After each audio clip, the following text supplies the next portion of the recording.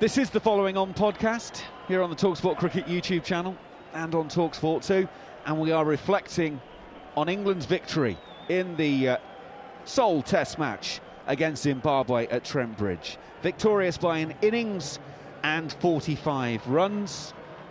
Put into bat in the first innings, England posted 565 for 6 from 96.3 overs, as Zach Crawley, Ben Duckett and Ollie Pope all made hundreds. Crawley 124, Duckett 140, Pope 171. Zimbabwe's first innings, 265 for 9. Ngarava absent in the first innings due to a back spasm he picked up, and while bowling, Brian Bennett, the top scorer, and quite magnificent 100 from him, 139 from 143 deliveries. 3 wickets in the first innings for Shoaib Bashir, 2 apiece for Atkinson and Stokes. Cook and Tongue 1 apiece. That meant Zimbabwe were 300 behind on first innings, and England said, would you mind having another go? And they were bowled out in their second innings, as England were victorious by an innings and 45, as I said, 255 for 9. Sean Williams 88, Sikandar Raza made 60, Madaveri made 31, Ben Curran at the top of the order 37. The bowling figures dominated by Shoaib Bashir, 6 for 81 from 18 overs, giving him 9 for 143 in the match, his best Test match return for a match. Gus Atkinson 1 for 17, Josh Tongue 1 for 65, Ben Stokes 1 for 41. Sam Cook went wicketless from 14 overs, and Joe Root bowled 1 maiden. Steve Harmison, let's turn to you first of all from an England point of view. Ed Rainsford is also here for a Zimbabwe point of view, but let's start with England, as they were victorious. I guess the thing we should say is England did about as much as they could have in this game. There weren't many boxes left unticked. Yeah, they had a lot of questions going in. Like I said, just at the end of the game there was, some of them were in a no-win situation. We needed to have a look at some people. We had to test whether, characters and whether players were good enough to play at international level. I think some of them questions are still needing to be answered. There was a lot of noise about 3 or 4 of our players, actually, with the form they're in. What happened in New Zealand coming into this series with what's coming up, the likes of Crawley and Pope, all they can do is make runs, and they did, which is fantastic. I think from a batting point of view, I'd give England good marks, top marks. They did what they needed to do. They were ruthless, and that's all you can ask for. They had to be ruthless. They had to make sure that, when the questions that were needed to be answered, they were answering them in a positive way by scoring runs, scoring them quickly, and scoring them with a high volume. So that's that side of it. The bowling side of it, Shoaib bowled really well. He did. He bowled nicely. He bowled some good balls. He bowled some very, very good balls. He's young. He's naive. He's a bit raw. He's only played a handful of games. He's going to bowl bad passages and bad spells. So that's something we're going to have to get used to. But he bowls wicket-taking balls, and that's why England like him. The rest, well, I think the jury's still out. Atkinson didn't look fit. Back end there, he didn't look anywhere near fit, and I think that's why he only bowled 6 overs. Stokes was the pick of the seamers. Really, really impressed in how Ben Stokes looks and the where he's at this moment in time. I'm not going to throw anything at Sam Cook. I think we have to let time, I think, work its magic and see where Sam Cook is in relation to where he is. And the same with Josh Tongue, because I didn't think he was at his best. So I think England, from a seam bowling point of view, I would say they were below par. From a bowling point of view, I think Shoaib Bashir is just getting them, I think a little bit more credit in the bank than there were possibly 2-3 hours ago, because 3 hours ago I was sitting ready to have a real go at England's bowling attack and say they haven't bowled very well this week. That's the England point of view. Now, Ed Rainsford, let's get into the Zimbabwe point of view, because I'm going to say this. The scorecard officially might say England win by an innings and 45 runs. Zimbabwe are the winners here. First Test match in 20 years in England. It has been a blast for 2.5 days. It's been brilliant entertainment to be here. The fans, the colour, and you know what? The team, yeah, they're slightly short in some areas. They've given it the best crack that they could, and that's all that we could have asked for them. Yeah, I'm going to slightly disagree with you. I think the real winner here is cricket. The culture, the diversity that came into this stadium from a supporter's perspective, this particular venue, all the broadcasts that have gone out, or either on radio or the television, and what everybody's enjoyed about this. That's the first win for me, because the game of cricket and Test cricket is somewhat alive. And yes, it was a 4-day Test match, but you are able to see that a smaller nation and their cricketing ability have come to the fore. The world have seen it, England have seen it, and the door was left open and they walked right into it, and they've entertained all the players. So then you go back to Zimbabwe. What a proud moment for them. I think the administration, both the ECB and Zimbabwe Cricket, did well to organize this Test match, to allow this Test match to happen, even though it's just the one and it's a 4-day one. So that's a big tick in the box. And then these Zimbabwean players, which some may have thought could have gone horribly wrong, but they stood up. And I always go back to Harmy, what he said probably 2 or 3 weeks ago.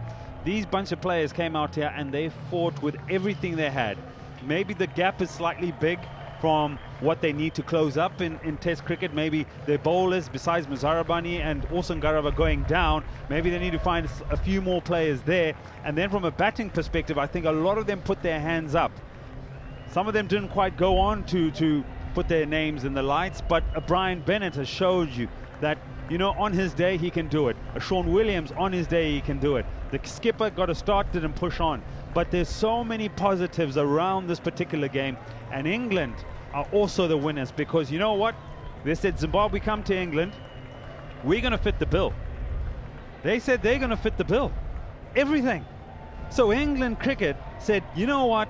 We haven't played you in a long time, with all hosts of reasons. But here we go. We're one of the richest cricketing boards, but we're going to give back to a smaller nation and bring Test cricket alive for them. So there's a lot of winners in this particular Test match. And England, and to be fair, England, the respect that England showed Zimbabwe by the way they played.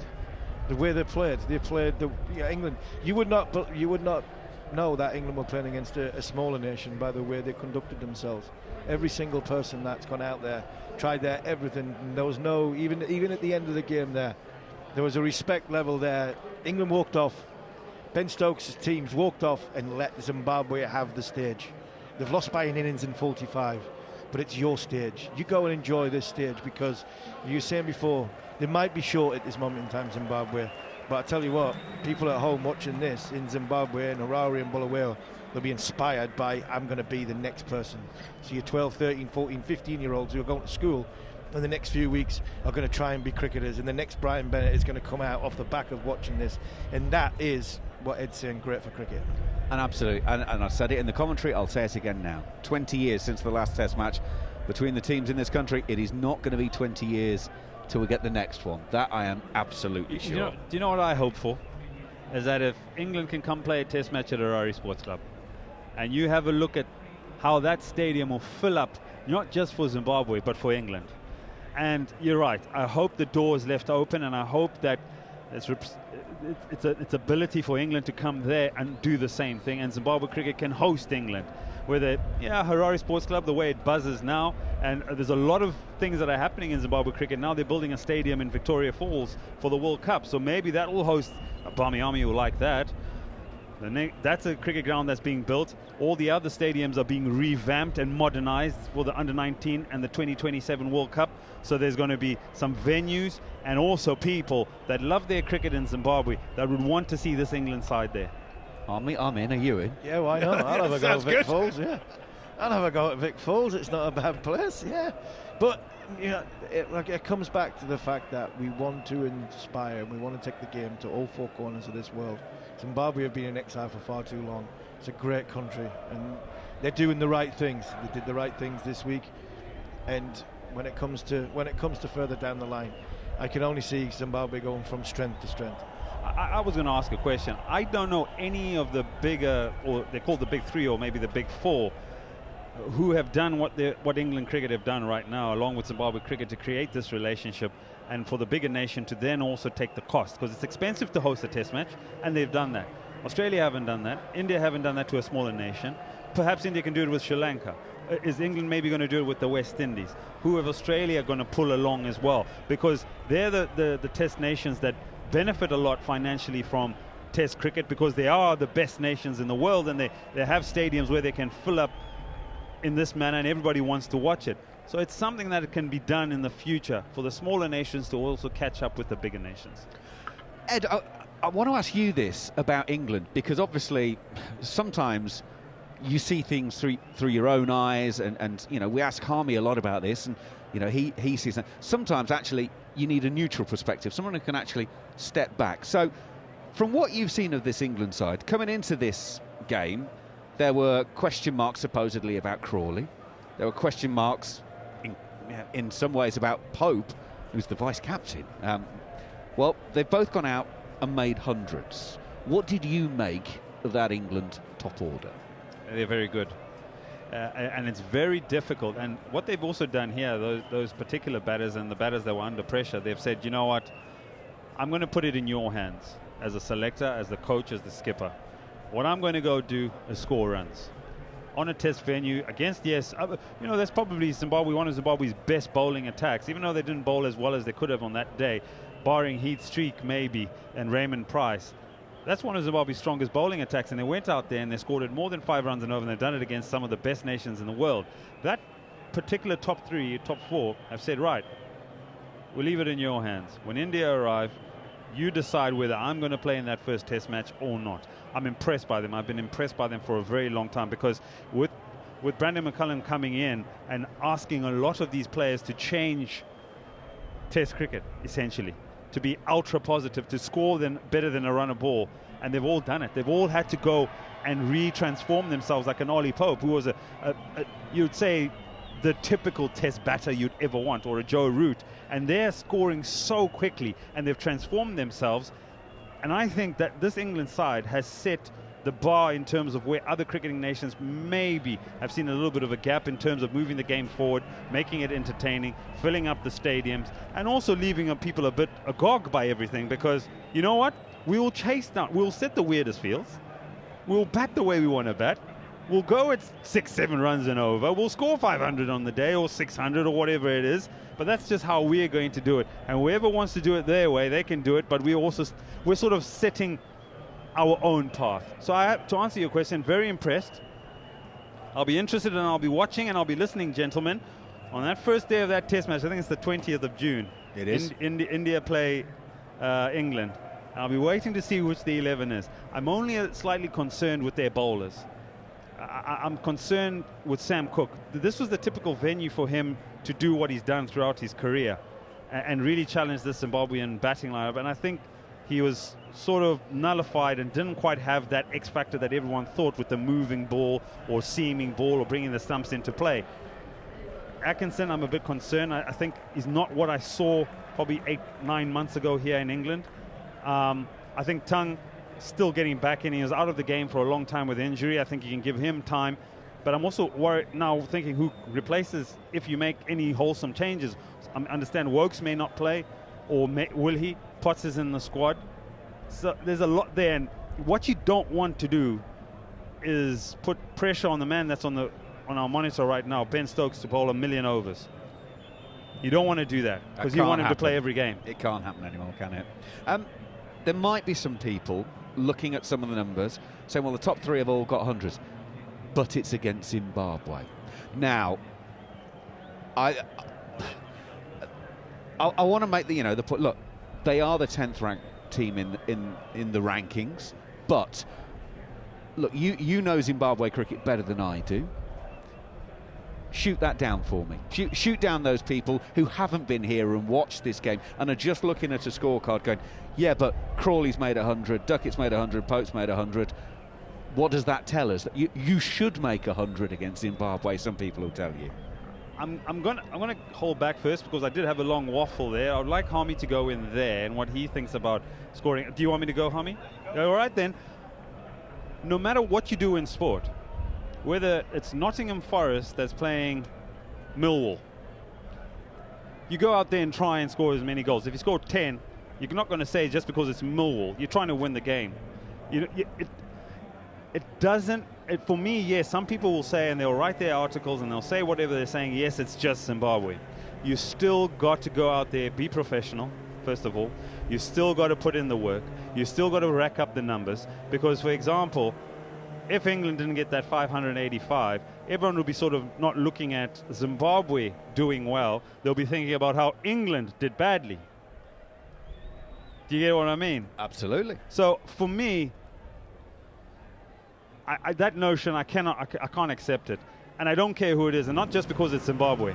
If you're given an opportunity to play against the best side in the world or the worst side in the world, you go out there and get the runs, get the wickets, win a test match, win an ODI, or whatever it may be. I couldn't agree more. There's a different type of pressure, Macca. There's a different type of pressure. Zach Crawley and Ollie Pope have come into this game knowing that whatever they do will never be good enough. It will never be good enough.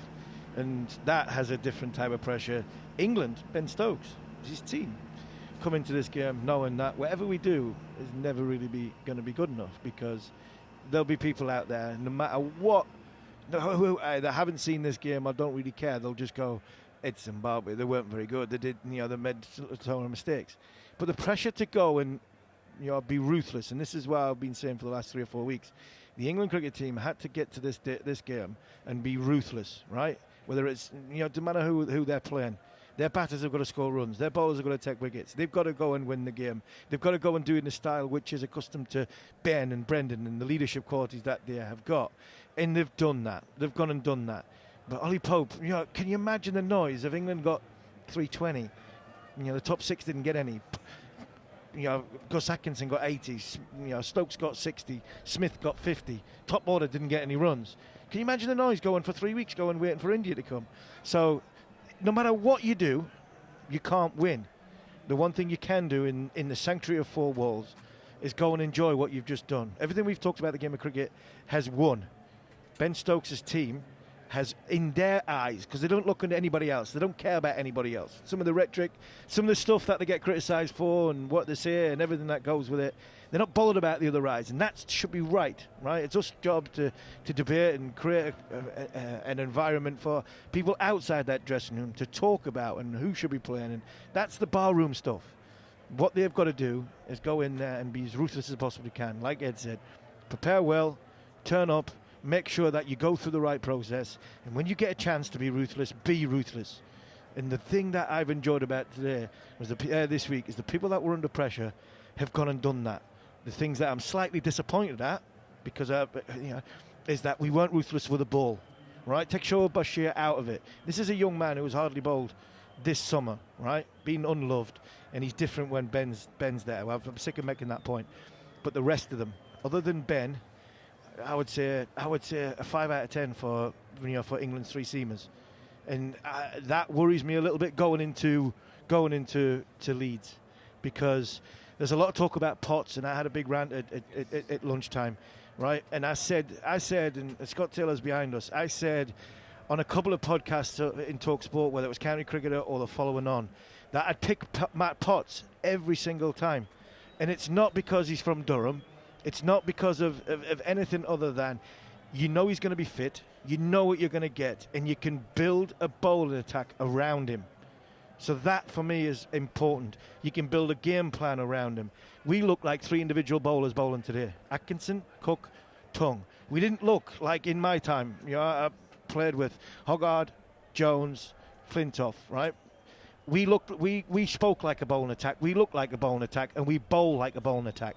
Yes, it's their first game bowling with each other, but there was no cohesion. There was no plan of him looking after him and him bowling from that end. This is what happens. This is how you start something special. And this week was the perfect time to start something special from a 3-man bowling attack. And for me, I think the 3 seamers fluffed their lines. Well, very interestingly, as England line up to take the trophy, Ben Stokes has made sure that Shoaib Bashir and Sam Cook are in the centre of that lineup, standing right behind the trophy. And that, again, is just a little thing of Ben Stokes. You're in the middle of the group. You're not on the edge of the photo. You're not standing near the edge. You are 2 of the people that we brought in for this game. We wanted to love you. We're going to make sure that you are front and centre. Yeah, and they're good at, and they're all great things. They're all great things to do, and they're all, from a a huge amount of love point of view and getting people to make sure that they feel welcome in the dressing room and the environment. I was interested. I said I wasn't going to say it before, but when I was off air, but you know what I'm like. I can't help myself. I will say it. There was a telling point towards the end there when Josh Tongue came back on. I think if there was a thought that Ben Stokes further down the line is looking at Sam Cook in India and thinking, right, we need to pump his tyres up like he would with Shoaib Bashir. If I think there was a longevity in Sam Cook, I think Ben Stokes would have brought him on to get a couple of wickets in that last half an hour of that second innings. I just wonder, because he hasn't done that and he did it to Josh Tongue, that is a possibly putting 2 and 2 together and getting 22 like I normally do, but it might be a telling sign that the England captain has looked at Sam Cook and possibly thought, well, yeah, I'm gonna give that confidence to Josh Tongue rather than to somebody that might not play too many test matches against India. We've got about 5 minutes or so to go, so let's be positive. Shoaib Bashir, as you mentioned earlier, has had a tough few weeks, but Ben Stokes, the day before the game, said he's in a better place this year than what he was this time last year going into the test matches. You know, he really was pushing his man, and he's backed him up. And 9 for 143 in the match from Shoaib Bashir is a great return. He is still young, he is still learning, but he is so clearly integral to what Ben Stokes want to do with this team. 100%. Ben Stokes wants a spinner in his team. He never goes without a spinner. I've said a few times that if it was India, I probably would have played 4 seamers. You know, in Australia, you possibly could play 4 seamers, but Ben has backed Shoaib, and that boy is a different character when he's away from Ben Stokes. I mean, Ollie Pope last year had him as playing for England. He wasn't the same bowler. His body language and I think his confidence is not as high. But what I will say, you know, from Ben's point of view and from Shoaib's point of view, let's be realistic about Shoaib Bashir. He's young. He's naive. He's still learning the game. I was out for dinner last night with Philip Tufnell, and we've seen him a couple of times. And I think the point that I think the cameras were, the Sky boys were making while the cameras were on Tuffers. I think Phil Tufnell bowled something stupid like 3,000 overs before he made his Test match debut. I don't even think Shoaib Bashir's bowled 1,000 overs yet, and he's played a lot of that in Test match cricket. So he's learning in the harshest and the hardest environment. He bowls bad balls, he bowls bad spells, but like we've seen this week, he's got 9 for. He bowls wicket-taking balls. His ceiling level is very, very high, and that's what Rob Key, Ben Stokes, Brendan McCullum sees in him. And all we have to do, and like I said, when we came away from New Zealand, he averages 45. Can we get him to the middle of the summer, averaging 40? Can we get him towards Australia, averaging 38? If he does, brilliant. He's learning, he's getting better, and he'll be a spinner for England for a long time to come, because he's still young, so he's still developing. And give the kid a chance. He started the summer with a massive spring in his step, and for me, if I was Shoaib Bashir, I'd be packing my kit and going, bring on India. But I'll also be saying, in this time between now and India, he needs to keep bowling. Where he gets that bowling from, I'm not so sure. For me, he goes and plays in the Lions. Well, he's going to have to, because we're running out of red ball cricket. We're about to get into that white ball phase of the season. And Ed, if you were a bowler looking for a bit of form at this, it's going to be tricky. And as I mentioned earlier, we're less than a month away from the first test, and there's not a massive amount of red ball cricket to actually go and find rhythm and maintain it. Well, the beauty about it is that you have a Ben Stokes and a Brendan McCullum and a good system in place. So, Harmy, that's a great point. That he cannot have a lull right now. He cannot go the next week without having a decent bowl and being challenged as a bowler. So, with those individuals and with the hierarchy, Rob Key, they must find opportunities for him to bowl, wherever it may be. Assign him to a county. Have a conversation with the county or whoever it may be. I don't know if he can play in the Lions game. I'm not too sure about that. You don't want to expose him too much to India. But I think in a county setup, let him bowl. Find a way of getting him to bowl somewhere as much as possible. And like you say, bowl as many deliveries as possible and keep this bowling form ready for India. Well, we are just about done and dusted at Trent Bridge. It has been a sensational event. Let's call it an event, because it's been more than a cricket game for 2.5 days. It has been a tremendous event to be a part of, to be able to bring you. I hope you've enjoyed it.